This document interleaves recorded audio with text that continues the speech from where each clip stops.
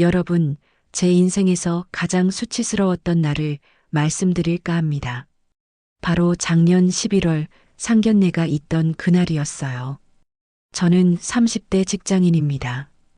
평범하게 살아왔고 평범한 사랑을 했죠. 3년을 만난 남자친구와 드디어 결혼을 약속했어요. 서로 부모님을 뵙기로 한 날, 저는 며칠 전부터 긴장했습니다. 남자친구 집안이 꽤 잘 사는 편이었거든요. 아버지가 중견기업 임원이고 강남에 집이 있다고 했어요. 상견례 장소는 청담동의 고급 레스토랑이었습니다. 예약하기도 힘들다는 그런 곳이었죠. 저는 일부러 좋은 옷을 샀어요. 백화점에서 30만 원짜리 원피스를 샀습니다. 제 월급으로는 부담스러운 금액이었지만 첫인상이 중요하다고 생각했거든요. 어머니께 말씀드렸습니다. 엄마, 이번 주 토요일이 상견례예요. 좋은 옷 입고 오세요. 어머니는 조용히 고개를 끄덕이셨어요. 그래, 알았어. 그게 전부였습니다. 어머니는 늘 말이 적으신 분이었어요. 상견례 당일, 저는 남자친구와 함께 레스토랑에 먼저 도착했습니다. 남자친구 부모님도 이미 와 계셨어요. 고급스러운 정장 차림이었죠. 어머니께서 오시는 대로 자리에 앉기로 했습니다. 시간이 됐고 레스토랑 입구 쪽을 봤어요. 그때 어머니가 들어오셨습니다. 제 심장이 멎는 줄 알았어요. 어머니는 평소에 입으시던 그 낡은 점퍼를 입고 계셨습니다. 회색빛 바랜 작업복 점퍼였어요. 밑단이 해지고 소매에는 기름 얼룩까지 있었죠. 머리는 대충 묶으셨고 화장기 없는 얼굴이었습니다. 레스토랑 안의 분위기가 순간 얼어붙었어요. 다른 손님들이 어머니를 쳐다봤습니다. 고급 레스토랑에 어울리지 않는 차림이었으니까요. 저는 얼굴이 화끈거렸습니다. 어떻게 하지? 어떻게 하지? 머릿속이 하얗게 변했어요. 남자친구 어머니의 표정이 굳어졌습니다. 아버지는 눈살을 찌푸렸어요. 남자친구는 당황한 표정으로 저를 쳐다봤죠. 저는 급히 일어나서 어머니께 다가갔습니다. 엄마, 왜 이렇게 입고 오셨어요? 작은 목소리로 물었어요. 어머니는 담담하게 말씀하셨습니다. 미안하다. 이게 제일 편해서. 우리는 자리에 앉았습니다. 분위기는 최악이었어요. 남자친구 어머니가 메뉴판을 보면서 말했습니다. 여기는 코스 요리만 되는데 드실 수 있으세요? 겉으로는 친절한 말투였지만 속뜻은 달랐어요. 이런 곳에 와본 적 있냐는 의미였죠. 어머니는 조용히 대답하셨습니다. 네, 괜찮습니다. 음식이 나오기 시작했어요. 전체 요리, 수프, 메인 요리. 어머니는 포크와 나이프를 능숙하게 사용하셨습니다. 하지만 그 낡은 점퍼 때문에 모든 게 우스꽝스러워 보였어요. 남자친구 아버지가 말문을 열었습니다.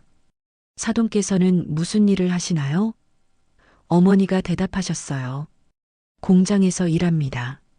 남자친구 어머니의 눈썹이 올라갔어요. 아, 공장이요? 어떤 공장인데요? 어머니는 짧게 말씀하셨습니다. 의류 공장입니다. 그 순간 남자친구 어머니가 남편에게 뭔가 속삭였습니다. 저는 들었어요. 의류 공장 근로자래. 남편이 고개를 끄덕였죠. 두 분의 표정에서 실망이 역력했습니다. 식사는 지옥 같았어요. 남자친구 부모님은 계속 어머니를 관찰했습니다. 어머니의 옷차림, 말투, 행동 하나하나를 평가하는 것 같았어요. 저는 음식이 목으로 넘어가지 않았습니다. 부끄러움과 분노가 뒤섞였어요. 엄마한테 화가 났습니다. 왜 하필 그 옷을 입고 오신 거죠? 제가 분명히 좋은 옷 입고 오라고 했잖아요. 디저트가 나왔을 때였습니다. 남자친구 어머니가 웃으며 말했어요. 사돈, 다음에는 좀 더 격식 있는 자리니까 단정하게 입고 오시면 좋겠어요. 우리 집안이 체면도 있고 해서요. 그 말을 듣는 순간 저는 눈물이 날 것 같았습니다. 어머니는 아무 말씀도 하지 않으셨어요. 그냥 조용히 고개를 끄덕이셨죠. 저는 그 모습이 너무 견디기 힘들었습니다. 우리 어머니가 무시당하는 모습을 그냥 지켜봐야 했으니까요. 상견례가 끝나고 밖으로 나왔습니다. 남자친구가 저한테 말했어요. 미안해. 우리 부모님이 좀 까다로우셔서 다음엔 좀 더 신경 써줄래? 저는 대답할 수가 없었습니다. 어머니와 헤어지면서 말씀드렸어요. 엄마, 왜 그렇게 입고 오셨어요? 저 진짜 창피했어요. 어머니는 제 얼굴을 조용히 보시더니 말씀하셨습니다. 미안하구나. 엄마가 생각이 짧았어. 그리고 돌아서서 지하철역으로 걸어가셨어요. 저는 그날 밤 잠을 잘 수가 없었습니다. 엄마한테 화가 나기도 했지만 동시에 죄책감도 들었어요. 우리 엄마를 부끄러워했다는 사실이 마음을 찔렀습니다. 하지만 현실은 냉정했어요. 남자친구 집안의 반응이 뻔히 보였거든요. 그리고 사흘 후 제 예상은 현실이 됐습니다. 그날 이후 저는 어머니에 대해 다시 생각하게 됐습니다. 화가 나기도 했지만 동시에 궁금해졌어요. 우리 엄마는 도대체 어떤 삶을 살고 계신 걸까? 어머니는 제가 어렸을 때부터 늘 바쁘셨습니다. 아버지가 일찍 돌아가신 후로 어머니 혼자 저를 키우셨어요. 아침 일찍 나가서 밤늦게 들어오시곤 했죠. 주말에도 일하시는 날이 많았습니다. 저는 그저 엄마가 공장에서 열심히 일하신다고만 알고 있었어요. 상견례 다음 주 월요일, 저는 회사에 반차를 냈습니다. 그리고 어머니가 일하신다는 공장을 찾아갔어요. 한 번도 가본 적이 없었습니다. 주소는 어머니 지갑에서 봤던 명함에 적혀 있었어요. 경기도 외곽 공단 지역이었습니다. 공장에 도착했을 때 놀랐습니다. 생각보다 규모가 컸어요. 3층짜리 건물의 주차장도 넓었죠. 입구에는 미성산업이라는 간판이 붙어 있었습니다. 저는 안으로 들어가지 않고 밖에서 지켜봤어요. 어머니가 나오시는지 보려고요. 점심시간이 됐습니다. 직원들이 우르르 밖으로 나왔어요. 10명은 좋게 되는 것 같았습니다. 모두 같은 작업복을 입고 있었죠.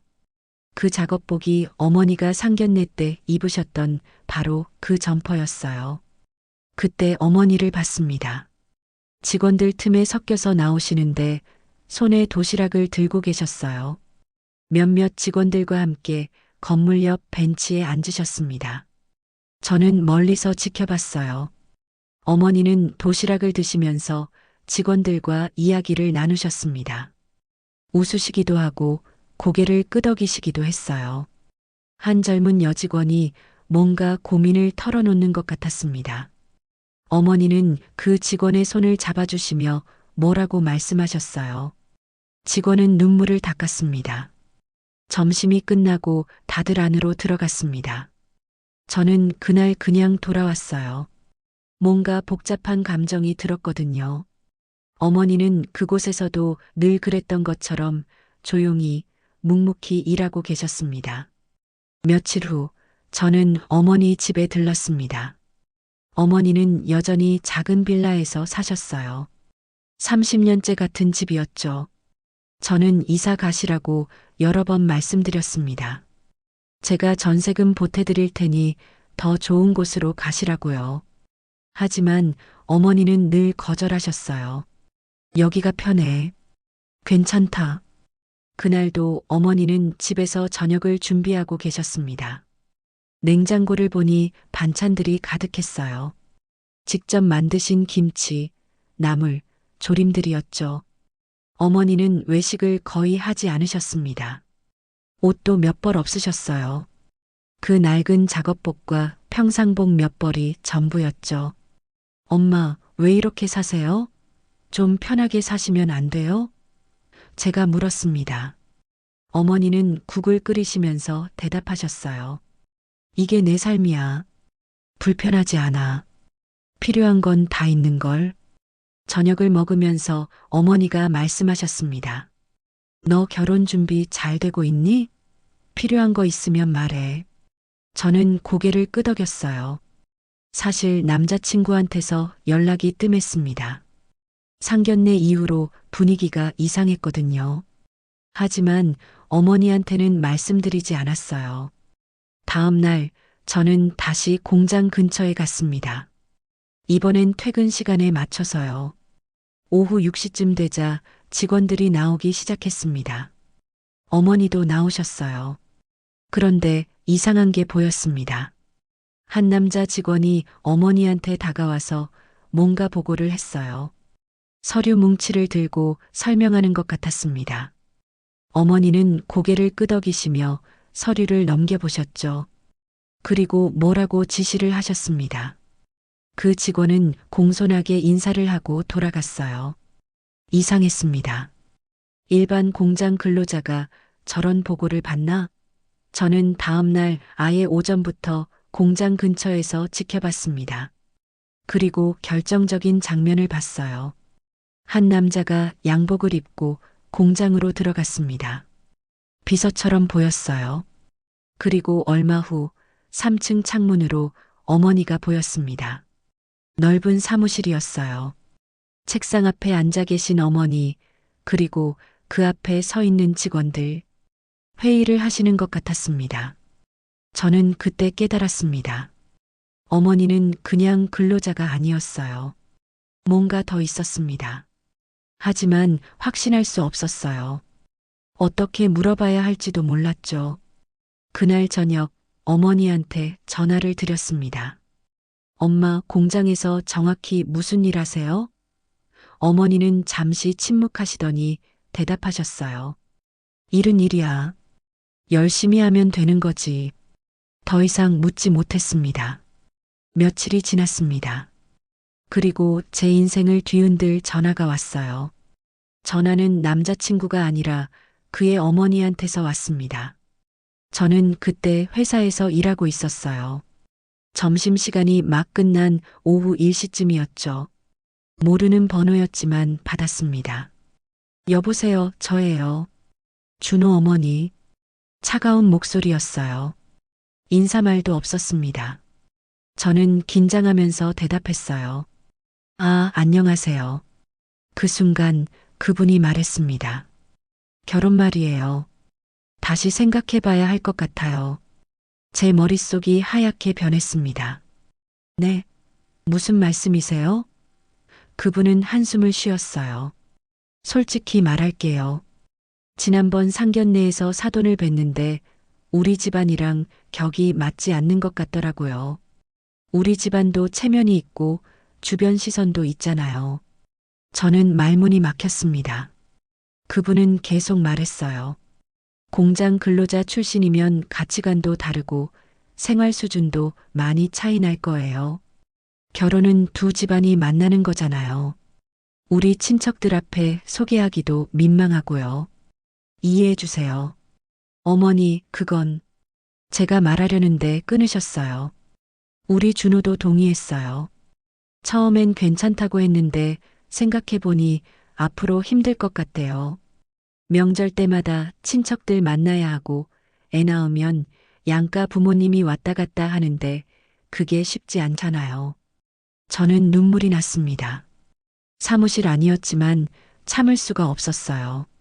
그럼 준호는 뭐래요?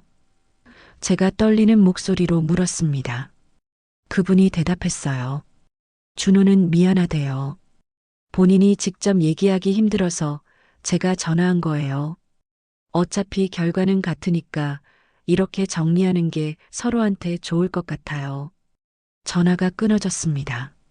저는 그 자리에서 울음을 터뜨렸어요. 동료들이 놀라서 물었지만 대답할 수가 없었습니다. 화장실로 뛰어가서 한참을 울었어요. 3년을 만났는데 상견례 한 번에 모든 게 끝났습니다. 퇴근 후 남자친구한테 전화를 걸었습니다. 받지 않았어요. 문자를 보냈습니다. 준호야, 나 좀 만나자. 제대로 얘기하자. 답장이 왔습니다. 미안해. 우리 엄마 말이 맞는 것 같아. 너도 힘들 거야. 이만 끝내자. 그게 끝이었습니다. 3년 연애, 결혼 약속, 모든 게 한순간에 무너졌어요. 집으로 가는 지하철 안에서 저는 계속 울었습니다. 사람들이 쳐다봤지만 신경 쓰지 않았어요. 집에 도착해서 어머니한테 전화를 걸었습니다. 목소리만 들어도 우는 걸 아실 텐데 어쩔 수 없었어요. 엄마, 어머니가 놀라서 물으셨습니다. 왜? 무슨 일이야? 저는 울면서 말했어요. 파혼됐어. 준호네 집에서 결혼 못하겠대. 전화기 너머로 침묵이 흘렀습니다. 어머니는 한참 동안 아무 말씀도 하지 않으셨어요. 그러다가 조용히 물으셨습니다. 이유가 뭐래? 저는 울먹이며 대답했어요. 엄마 때문이래. 격이 안 맞는데. 공장 근로자 집안이랑은 못하겠대. 또 침묵이 흘렀습니다. 어머니의 숨소리만 들렸어요. 그리고 어머니가 말씀하셨습니다. 그래. 엄마 때문이구나. 목소리가 떨렸어요. 미안하다. 정말 미안해. 엄마 잘못 아니에요. 그 사람들이 이상한 거예요. 제가 말했지만 사실 마음 한편에서는 엄마를 원망하고 있었습니다. 왜 그 옷을 입고 가셨을까? 왜 좀 더 신경 쓰지 않으셨을까? 그 생각이 머릿속을 떠나지 않았어요. 어머니가 말씀하셨습니다. 내일 엄마 집으로 와. 저녁 해줄게. 저는 고개를 끄덕이며 전화를 끊었습니다. 그날 밤 저는 3년 동안의 사진들을 지우며 울었어요. 다음 날 저녁 어머니 집에 갔습니다. 어머니는 제가 좋아하는 음식들을 준비해 놓으셨어요. 김치찌개, 생선구이, 잡채. 하지만 식욕이 없었습니다. 저는 밥을 먹다가 또 울었어요. 어머니는 제 등을 쓰다듬어 주셨습니다. 괜찮아. 다 지나가. 내가 더 좋은 사람 만날 거야. 저는 고개를 저었어요. 엄마, 저 33이에요. 이제 결혼하기도 힘들어요. 3년이나 만났는데 이렇게 끝나다니. 어머니는 침묵하셨습니다. 그리고 천천히 입을 여셨어요. 얘야, 엄마가 물어볼게. 그 사람들이 널 사랑한 거니? 아니면 조건을 본 거니? 저는 대답할 수 없었습니다. 어머니가 계속 말씀하셨어요. 진짜 사랑이면 엄마가 뭘 입든 무슨 일을 하든 상관없어야 해. 그게 진짜야. 하지만 현실은 그렇지 않잖아요. 집안도 보고 재산도 보고 다 따지는 게 세상이에요. 제가 반박했습니다. 어머니는 고개를 끄덕이셨어요. 그래, 내 말이 맞아. 세상은 그래. 그리고 어머니는 뭔가 결심한 듯한 표정을 지으셨습니다. 엄마가 할 수 있는 게 있을 것 같은데. 저는 고개를 들었어요. 뭐요? 어머니는 잠시 망설이시더니 말씀하셨습니다. 조금만 기다려봐. 엄마가 알아볼게. 무슨 뜻인지 이해할 수 없었습니다. 하지만 어머니의 눈빛이 달라져 있었어요. 평소에 조용하고 온화한 눈빛이 아니었습니다. 뭔가 단단한, 결연한 눈빛이었죠. 일주일이 지났습니다. 저는 매일 울면서 출퇴근했어요. 회사 동료들이 걱정했지만 자세한 얘기는 하지 않았습니다. 그저 파혼당했다고만 말했죠. 그리고 열흘째 되는 날, 제 인생이 완전히 뒤바뀔 일이 일어났습니다. 그날은 평범한 화요일 오후였습니다. 회사에서 일하고 있는데 어머니한테서 문자가 왔어요. 오늘 저녁 7시에 엄마 회사로 와봐. 보여줄 게 있어. 회사? 공장 말씀하시는 건가 싶었습니다. 퇴근 후 저는 경기도 외곽으로 향했습니다. 어머니가 알려주신 주소는 제가 며칠 전에 몰래 갔던 바로 그 공장이었어요. 미성산업. 도착해서 어머니께 전화를 드렸습니다. 엄마, 도착했어요. 어머니가 말씀하셨어요. 3층으로 올라와. 엘리베이터 타고 3층에 올라가니 복도가 보였습니다. 일반 공장과는 달랐어요. 깨끗한 사무실 복도였죠. 끝에 큰 문이 하나 있었고 그 앞에 어머니가 서 계셨습니다. 그런데 이상했어요. 어머니의 옷차림이 달랐습니다. 평소의 낡은 작업복이 아니었어요. 단정한 베이지색 정장을 입고 계셨습니다. 머리도 깔끔하게 올리셨고 안경을 쓰고 계셨어요. 처음 보는 모습이었죠. 엄마, 제가 놀라서 불렀습니다. 어머니는 조용히 웃으시며 문을 열었습니다. 들어와. 안으로 들어가니 넓은 사무실이 나타났어요. 큰 책상, 가죽 소파, 벽면을 가득 채운 책장, 그리고 책상 위에는 명패가 놓여 있었습니다. 대표이사 박선영. 저는 그 명패를 멍하니 쳐다봤습니다. 박선영. 우리 엄마 이름이었어요. 대표이사? 엄마, 이게 무슨... 어머니가 책상 앞에 앉으시며 말씀하셨습니다. 앉아. 엄마가 설명해 줄게. 저는 소파에 주저앉았습니다. 어머니가 천천히 말씀하기 시작하셨어요. 엄마는 이 회사 대표야. 미성산업. 내가 태어나기 전부터 운영해 왔어. 30년 됐지. 제 머릿속이 하얗게 변했습니다. 뭐라고요? 어머니가 계속 말씀하셨습니다. 처음엔 작은 봉제 공장이었어. 내 아버지랑 둘이서 시작했지. 아버지가 돌아가신 후에 엄마 혼자 키웠어. 직원 5명으로 시작해서 지금은 300명이 넘어. 저는 믿을 수가 없었어요. 미성산업은 스포츠 의류 제조 전문 회사야. 유명 브랜드들한테 납품하지.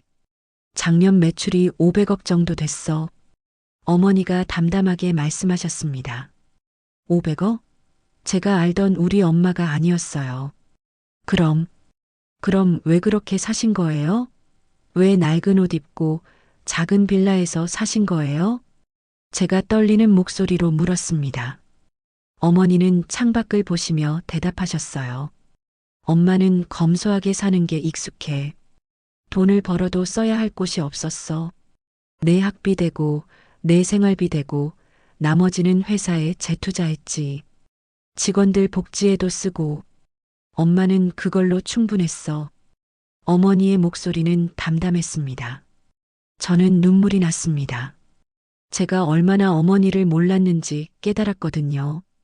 엄마, 그럼 상견례 때는 왜 그렇게 입고 가신 거예요? 어머니가 저를 보셨습니다. 일부러였어. 엄마가 그 사람들을 시험해 보고 싶었거든. 진짜 너를 사랑하는지 아니면 겉모습만 보는 건지. 결과는 알잖아. 어머니가 쓸쓸하게 웃으셨어요. 저는 말문이 막혔습니다. 어머니는 모든 걸 알고 계셨던 거예요. 그리고 내가 파혼당한 거 엄마도 알아. 그 집 어머니가 한 말도 다 들었어. 격이 맞지 않는다고 했지. 어머니의 목소리가 차갑게 변했습니다. 어머니가 책상 서랍을 열어서 서류 하나를 꺼내셨어요. 이게 뭔지 아니? 저는 고개를 저었습니다. 내 전 남자친구 아버지 회사, 동신무역, 중견무역회사지. 그런데 알고 보니 우리 회사 거래처야. 제 심장이 빨리 뛰기 시작했습니다. 우리가 생산한 스포츠 의류를 그 회사가 해외로 수출해. 작년에만 200억 규모 거래했어. 올해는 500억 계약이 진행 중이었지. 어머니가 이었지라고 과거형으로 말씀하셨습니다. 엄마가 이번 주에 그 계약 취소했어. 어머니가 조용히 말씀하셨습니다. 저는 숨이 막혔어요. 취소요? 어머니가 고개를 끄덕이셨습니다. 격이 맞지 않는 회사랑은 거래 못하겠더라고. 그 순간 제 핸드폰이 울렸습니다. 남자친구 아버지였어요. 평생 받아본 적 없는 번호였는데 저장된 이름이 떴습니다. 남자친구가 예전에 저장해뒀나 봐요.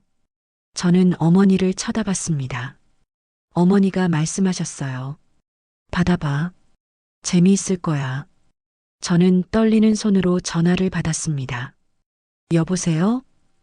남자친구 아버지의 목소리가 들렸어요. 다급했습니다. 거기 박선영 대표님 따님 맞나요? 저는 어머니를 쳐다봤어요. 네, 맞는데요. 지금 대표님 좀 바꿔주실 수 있나요? 급한 일이 있어서요. 목소리가 떨리고 있었습니다. 저는 어머니께 전화를 드렸어요. 어머니는 받지 않으시고 스피커폰을 켜라고 손짓하셨습니다. 저는 스피커폰을 켰어요. 대표님, 저 동신무역 이창호입니다. 계약 취소 건으로 연락드렸는데요. 그의 목소리는 완전히 달라져 있었어요. 상견례 때 그 거만한 모습은 어디 가고 애걸하는 목소리였습니다. 어머니가 차갑게 말씀하셨습니다. 네, 계약 취소했습니다. 이미 통보 받으셨을 텐데요. 남자친구 아버지가 급하게 말했어요. 대표님, 그게 무슨 말씀이십니까? 저희가 뭘 잘못했습니까? 5년 동안 거래해온 사이인데. 잘못요? 어머니가 끊었습니다. 격이 맞지 않는 것 같더라고요. 귀사와 저희는 수준이 다른 것 같아서요. 바로 그들이 저한테 했던 말 그대로였습니다. 전화기 너머로 침묵이 흘렀어요. 대표님, 혹시 제 집사람이 실례를 했나요? 그게 아니면 어머니가 차갑게 웃으셨습니다. 실례 정도가 아니었죠. 제 딸한테 파혼 통보하시면서 뭐라고 하셨죠? 공장 근로자 집안이랑은 못하겠다고 하셨잖아요. 남자친구 아버지가 숨을 헐떡였습니다. 그게 그런 의미가 아니라 어머니가 말을 잘랐어요. 의미가 뭐든 상관없습니다. 저는 제 딸을 무시한 사람들과 일하고 싶지 않거든요. 대표님, 제발이요. 이번 계약이 무산되면 저희 회사가 위험합니다. 이미 바이어들한테 납품 약속했는데 물건이 없으면 어머니는 눈도 깜빡이지 않으셨어요. 그건 귀사 문제입니다. 저희는 이미 다른 업체와 계약했어요. 전화가 끊어졌습니다. 저는 멍하니 어머니를 쳐다봤어요. 어머니가 말씀하셨습니다. 이제 시작이야. 무슨 뜻인지 곧 알게 됐습니다. 다음 날 남자친구한테서 문자가 왔어요. 제발 엄마 좀 설득해줘. 우리 아버지 회사 망하겠어. 내가 잘못했어. 이제 와서 잘못했다고요? 저는 답장하지 않았습니다. 그날 저녁 어머니한테서 전화가 왔습니다. 얘야, 뉴스 봐봐. 경제뉴스. 저는 뉴스를 켰어요. 화면에 기사가 떴습니다. 동신무역, 주요 거래처와 계약 결렬. 올해 실적 급감 전망. 기사를 읽어 내려갔습니다. 미성산업과의 500억 규모 계약이 무산되면서 동신무역이 큰 타격을 받았다는 내용이었어요. 이미 확보한 해외 바이어들한테 납품을 못하게 되면서 신뢰도가 추락했다고 했습니다. 주가도 떨어지고 있었어요. 며칠 후 남자친구 어머니한테서 전화가 왔습니다. 받지 않았어요. 문자가 왔습니다. 제발 한 번만 만나주세요. 제가 잘못했어요. 저는 그 문자를 어머니한테 보여드렸습니다. 어머니가 말씀하셨어요. 만나볼래? 엄마랑 같이. 저는 고개를 끄덕였습니다. 궁금했거든요. 그들이 얼마나 달라졌는지요. 사흘 후 우리는 그들을 만났습니다. 장소는 어머니 회사 회의실이었어요. 상견례 때 그 고급 레스토랑이 아니라 공장 3층 회의실이었죠. 남자친구 부모님이 들어왔습니다. 얼굴이 초췌했어요. 그들은 들어오자마자 고개를 숙였습니다. 대표님, 정말 죄송합니다. 어머니는 팔짱을 끼고 그들을 쳐다봤어요. 아무 말씀도 하지 않으셨습니다. 남자친구 어머니가 떨리는 목소리로 말했어요. 제가 정말 잘못했습니다. 사돈을, 대표님을 몰라뵙고 무례하게 굴었어요. 용서해 주세요. 어머니가 차갑게 물으셨습니다. 뭘 잘못하셨는데요? 그날 상견례 때 옷차림 가지고 뭐라 했던 것, 공장 근로자라고 무시했던 것, 파혼 통보했던 것, 다요. 그녀의 눈에 눈물이 맺혔습니다. 하지만 어머니의 표정은 변하지 않았어요.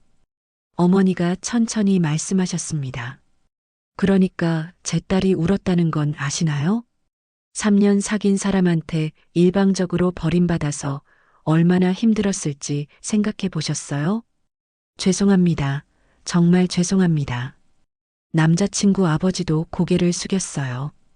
어머니가 계속 말씀하셨습니다. 촌스럽다고 하셨죠?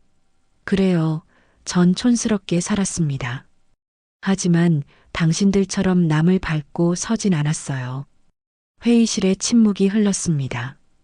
어머니의 말씀이 끝나고 침묵이 흘렀습니다. 남자친구 아버지가 먼저 입을 열었어요.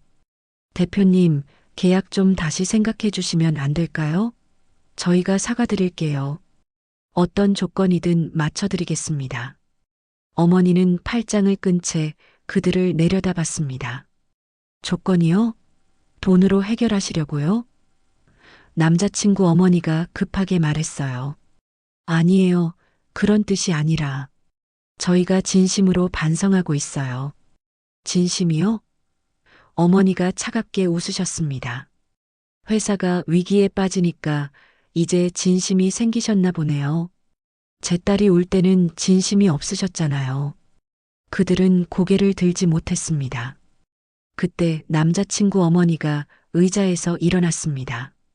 그리고 믿을 수 없는 일이 벌어졌어요. 그녀가 무릎을 꿇었습니다. 회의실 바닥에 그대로 무릎을 꿇은 거예요. 대표님, 제발 용서해 주세요. 제가 정말 잘못했어요. 저는 숨이 막혔습니다.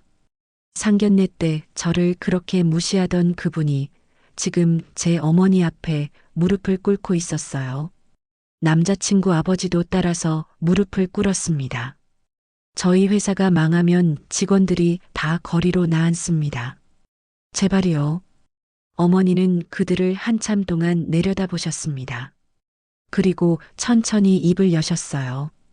그날 제 딸한테 뭐라고 하셨죠? 남자친구 어머니가 떨리는 목소리로 대답했습니다. 격이 맞지 않는다고 했어요. 그래요. 어머니가 고개를 끄덕이셨습니다. 격이 맞지 않는다고 하셨죠. 공장 근로자 출신이랑 결혼하면 창피하다고, 주변 시선이 신경 쓰인다고, 가치관이 다르다고 하셨어요. 죄송합니다. 정말 죄송합니다. 그녀가 울먹였습니다. 어머니가 말씀을 이었어요. 제가 입었던 그 작업복 아세요? 제 직원들이 만든 옷이에요. 하나하나 정성 들여서 만든 거죠. 당신들이 입는 명품보다 훨씬 가치 있어요. 저는 어머니를 보면서 눈물이 났습니다. 어머니의 목소리는 단호했지만 그 안에 담긴 자부심이 느껴졌거든요. 어머니가 계속 말씀하셨습니다. 저는 30년 동안 이 일을 해왔어요. 새벽 5시에 일어나서 밤 11시에 퇴근하는 날도 많았죠. 주말도 없이 일했어요. 손에 굳은 살이 박이고 허리도 아프고 눈도 침침해졌어요. 하지만 자랑스러웠어요. 제 손으로 만든 옷을 사람들이 입는 게 기뻤거든요. 회의실이 숙연해졌습니다. 어머니의 목소리가 잠시 멈췄다가 다시 이어졌어요. 그런데 당신들은 그걸 촌스럽다고 했어요. 제 인생을 부정한 거예요. 제 딸을 무시한 거고요. 남자친구 아버지가 말했습니다. 정말 죄송합니다. 저희가 오만했습니다. 대표님의 진가를 몰라봤어요. 어머니가 차갑게 웃으셨어요. 진가를 알아봤으면 달랐겠어요? 제가 CEO라는 걸 알았으면 극진히 모셨겠죠? 그들은 대답하지 못했습니다. 사실이었으니까요. 어머니가 최후의 말씀을 하셨습니다. 격이 맞지 않는다고 하셨죠? 맞아요. 저희는 격이 안 맞아요. 당신들은 겉만 보고 저희는 속을 보거든요. 당신들은 돈으로 사람을 평가하고 저희는 인품으로 평가해요. 어머니가 일어서셨습니다. 이제 가보세요. 더 이상 할 말 없습니다. 남자친구 어머니가 울면서 애원했어요. 대표님, 마지막으로 한 번만 기회를. 어머니가 손을 들어 제지하셨습니다. 기회요? 제 딸한테는 기회도 안 주셨잖아요. 일방적으로 파혼 통보하셨잖아요.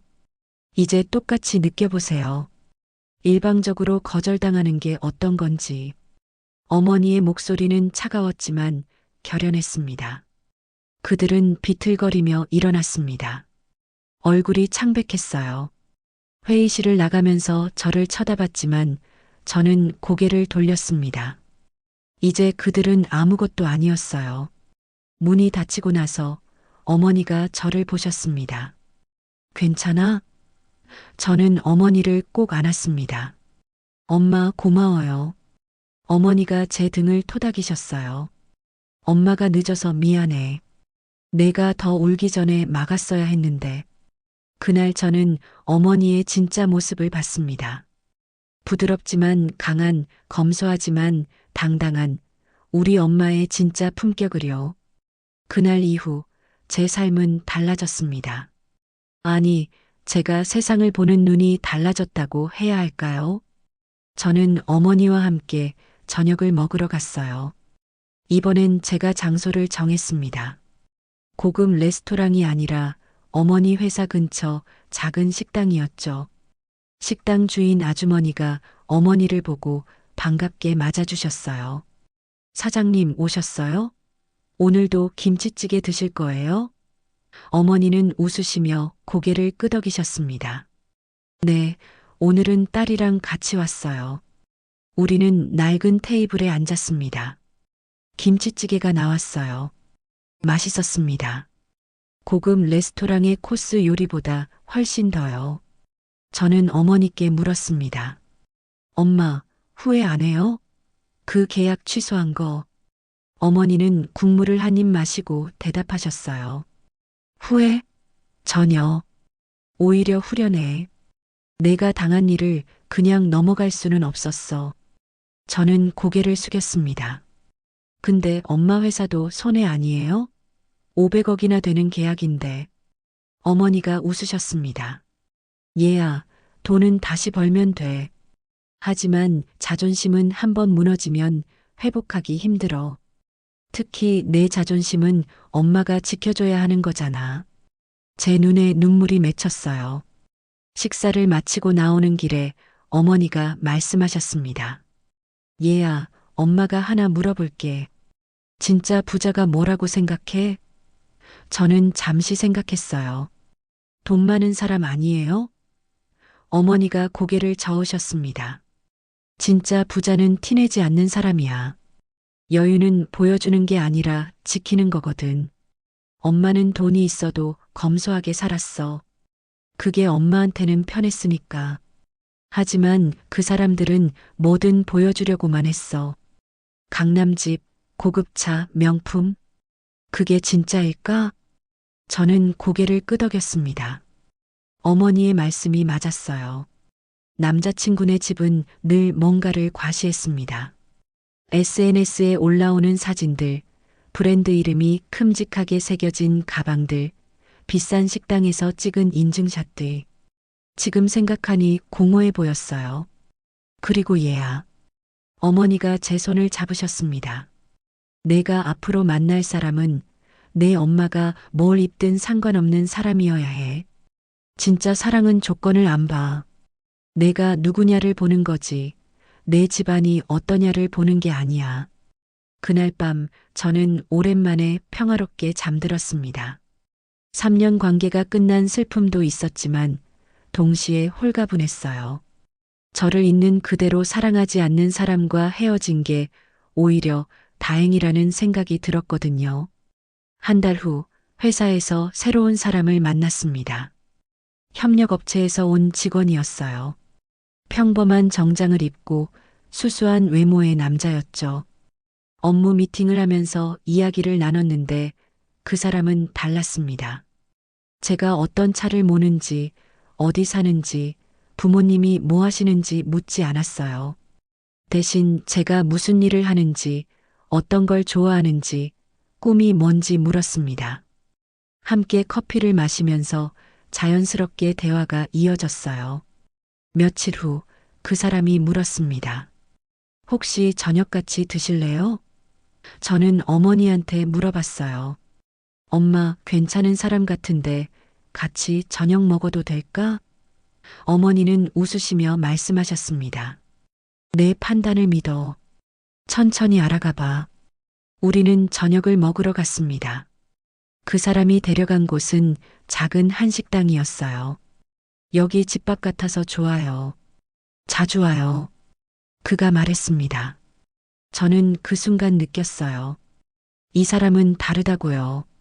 몇 주가 지나고 저는 그 사람한테 솔직하게 말했습니다. 사실 제 어머니가 회사 대표예요. 꽤 큰 회사고요. 그가 웃으며 말했어요. 그래서요? 그게 중요한 건 아니잖아요. 저는 당신이 좋은걸요. 그날 집에 돌아와서 어머니한테 말씀드렸습니다. 엄마, 좋은 사람 만난 것 같아. 어머니가 환하게 웃으셨어요. 다행이다. 천천히 알아가 봐. 엄마는 내가 행복하면 돼. 그리고 어머니가 덧붙이셨습니다. 이번엔 엄마가 작업복 안 입고 갈게. 그 사람 놀라면 안 되니까. 저는 웃으며 말했어요. 엄마, 아무거나 입고 와도 돼요. 진짜 괜찮은 사람이면 엄마 옷차림 신경 안 쓸 거예요. 어머니가 제 머리를 쓰다듬으셨습니다. 그래, 내가 이제 알았구나. 진짜 가치가 뭔지. 1년이 흘렀습니다. 그 사이 많은 일이 있었어요. 동신무역은 결국 회생 절차에 들어갔고 남자친구네 가족은 강남집을 팔아야 했습니다. 들리는 소문으론 지방으로 이사 갔다고 하더군요. 저는 그 소식을 듣고도 별다른 감정이 들지 않았습니다. 제 삶은 달라졌어요. 새로 만난 사람과 천천히 관계를 이어가고 있었고 그 사람은 정말 달랐습니다. 처음 어머니를 소개했을 때도 마찬가지였어요. 어머니가 평상복을 입고 나오셨는데 그 사람은 자연스럽게 인사하며 말했습니다. 어머님 뵙고 싶었습니다. 어머니는 그 사람이 마음에 드셨나 봐요. 저녁을 먹으면서 이런저런 이야기를 나누시더니 나중에 저한테 말씀하셨습니다. 좋은 사람이다. 눈빛이 착해. 어머니의 인정을 받으니 저도 마음이 놓였어요. 어느 날 어머니한테서 연락이 왔습니다. 얘야, 오늘 시간 있니? 엄마가 보여줄 때가 있어. 저는 주말이라 시간이 있었어요. 어머니가 알려주신 주소로 갔습니다. 그런데 이상했어요.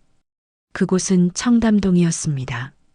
더 정확히는 1년 전 상견례를 했던 그 레스토랑 건물 앞이었어요.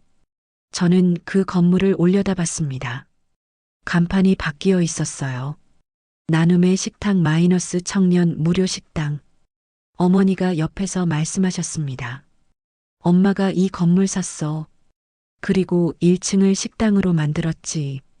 저는 놀라서 어머니를 쳐다봤어요. 무료 식당이요? 어머니가 고개를 끄덕이셨습니다. 힘든 청년들한테 밥 한 끼 제공하는 곳이야. 하루 100명 정도 와. 문을 열고 들어갔습니다. 내부는 완전히 달라져 있었어요. 고급스러운 인테리어는 사라지고 따뜻하고 소박한 식당이 되어 있었습니다. 긴 테이블들이 놓여 있고 주방에서는 직원들이 음식을 준비하고 있었어요. 여기 직원들은 전부 엄마 회사에서 일하던 사람들이야. 퇴직한 분들, 시간제로 일하시는 분들, 다들 자원봉사로 나와주시지. 어머니가 설명하셨습니다. 한 직원분이 어머니를 보고 인사했어요. 사장님 오셨어요? 점심시간이 되자 청년들이 하나둘씩 들어오기 시작했습니다. 대학생, 취준생, 사회초년생으로 보이는 젊은이들이었어요. 그들은 줄을 서서 식판을 받았고 직원들이 따뜻한 밥과 국, 반찬을 담아주었습니다. 저는 그 모습을 보면서 뭉클해졌습니다. 1년 전 이 건물에서 어머니가 모욕을 당했던 그날이 떠올랐거든요. 촌스럽다고, 격이 안 맞는다고 했던 그 말들이요. 그런데 지금 어머니는 이곳에서 가장 아름다운 일을 하고 계셨습니다. 한 여학생이 밥을 다 먹고 나가면서 어머니한테 인사했어요. 사장님, 덕분에 잘 먹었어요. 요즘 알바도 못 구하고 힘들었는데 여기서 밥 먹으면서 버티고 있어요. 정말 감사합니다. 어머니는 그 학생의 손을 잡아주셨습니다. 힘내. 좋은 날이 올 거야. 식사 시간이 끝나고 우리는 2층으로 올라갔습니다. 2층은 작은 도서관으로 꾸며져 있었어요. 여기서 청년들이 공부도 하고 책도 보고 쉬기도 해. 무료로 이용할 수 있어. 어머니가 말씀하셨습니다. 창밖을 보니 청담동 거리가 보였습니다. 명품 매장들, 고급 차들, 멋지게 차려입은 사람들. 그 화려함 속에서 어머니는 전혀 다른 가치를 실천하고 계셨어요. 엄마, 왜 하필 이 건물이에요? 제가 물었습니다. 어머니가 창밖을 바라보며 말씀하셨어요. 그날 엄마가 이 건물에서 부끄러움을 당했잖아. 근데 생각해보니 진짜 부끄러워해야 할 사람은 엄마가 아니었어. 겉만 보고 사람을 판단하는 그 사람들이었지. 어머니가 저를 보셨습니다. 엄마는 이 건물에서 새로운 의미를 만들고 싶었어. 모욕의 장소가 아니라 나눔의 장소로 말이야. 그게 진짜 품격이라고 생각했거든. 저는 어머니를 꼭 안았습니다. 엄마, 자랑스러워요. 어머니가 제 등을 토닥이셨어요. 엄마도 내가 자랑스러워. 힘든 일 겪고도 잘 이겨냈잖아. 그날 저녁 저는 새로 만난 그 사람에게 어머니 이야기를 들려줬습니다. 그는 감동한 표정으로 말했어요. 어머님 정말 멋지신 분이에요. 언젠가 저도 그 식당에서 봉사하고 싶네요. 저는 웃으며 대답했습니다. 엄마가 좋아하실 것 같아요. 지금도 어머니는 매일 아침 그 낡은 작업복을 입고 공장에 출근하십니다.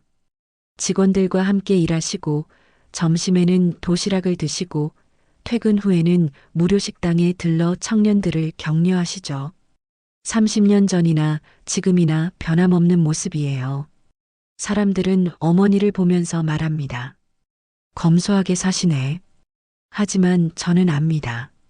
그게 검소함이 아니라는 걸요. 그건 진짜 부자의 여유고, 진짜 품격이고, 진짜 사랑이라는 걸요. 허름한 점퍼 속에 천억 자산가가 숨어 있었던 게 아닙니다. 그 점퍼 안에는 30년의 땀과 노력, 딸에 대한 사랑, 직원들에 대한 책임감, 그리고 세상을 향한 따뜻한 마음이 담겨 있었던 거예요. 여러분, 진짜 가치는 겉으로 드러나는 게 아닙니다. 진짜 부는 자랑하는 게 아니라 나누는 거고, 진짜 품격은 보여주는 게 아니라 실천하는 거예요. 그리고 진짜 사랑은 조건을 따지지 않습니다. 지금까지 이야기를 들어주셔서 정말 감사합니다. 여러분의 작은 관심과 응원이 제겐 큰 힘이 됩니다. 구독과 좋아요, 그리고 따뜻한 댓글은 더 많은 이야기로 보답할 수 있는 원동력이 됩니다. 다음 이야기에서 다시 찾아뵙겠습니다. 감사합니다.